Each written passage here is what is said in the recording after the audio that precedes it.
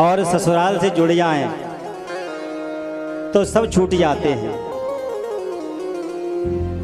और ससुराल इतनी प्यारी लगने लगती है जब किसी की शादी नहीं हो रही हो और एक बार कोई लड़के को छोरा को देखे ब्याह में, तो छोरा को देखे ब्याह में तो जब संबंध पक्की कर जाएं तो ऐसा लगता है कि एमएलए का टिकट मिल गया। लड़का सोचता है और खुशी के मारे सोचता है कि एमएलए का टिकट मिल गया। और जब शादी हो जाए और बहू रानी पहली बार आए तो बहनें जाती हैं देखने और पूछती हैं, बहन कैसी बहू है? तो बहन कहती है कि क्या बताएं बहन, बहू इतनी सुंदर है, चंद्रमुखी है, चंद्रमुखी।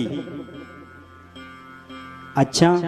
और जब देवी जी जब वापस घर जाएं, जब 2 साल बाद जब घर वापस आए तो फिर बहन पूछती है कि बहन एक बात बताओ, अब कैसी बहू है? कि बहन क्या बताऊं, अब तो सूरजमुखी है, ना तो चंद्रमुखी, अब तो सूरजमुखी। और 2-4 साल हुए, फिर जब धर्मपत्नी जाती है मायके और जब वापस आती है तो बहन ने पूछा कि अब बहन बताओ कि अब कैसी लगती है बहू? कि बहन सच्ची सच्ची बताएं कि ना तो चंद्रमुखी है ना सूरजमुखी, अब तो सीधी ज्वालामुखी है। बोले राधे राधे।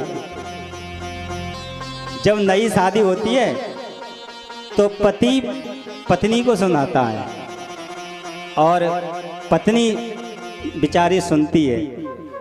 और जब 2 साल हो जाते, 4 साल हो जाते तो पत्नी पति को सुनाती है। और जब 10 साल हो गई तो पत्नी पति को सुनाती, एक दूसरे को सुनाते हैं और पड़ोसी सुनते हैं। अच्छा, शादी हो जाए तो लोग सोचते हैं कि शादी, अच्छा शादी सोचते हैं कि शादी, अच्छा जिसने खा लिया उसे पूछो है? अच्छा 2 लड्डू हैं, एक शादी का है, राधे राधे। अच्छा जिन भक्तों की शादी हो गई उनसे पूछा जाए कि शादी में आनंद है। लेकिन सबसे बड़ा जो गृहस्थ धर्म है, सबसे ऊंचा धर्म है।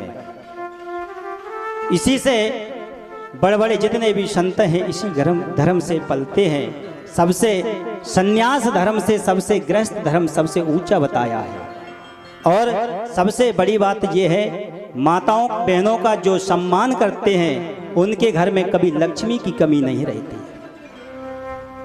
और जहां नारी और माता का जहां अपमान होता है वहां लक्ष्मी छोड़ करके चली जाती। इसीलिए भाइयों से निवेदन है, कभी भी माताओं बहनों का अपमान ना करें, क्योंकि साक्षात भगवती का ही स्वरूप है और माता जैसी भक्ति किसी में नहीं है।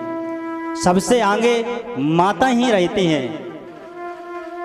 और सुंदरपुर में तो सभी माताएं बहनें सबसे पहले आकर के अपना स्थान ग्रहण करती हैं।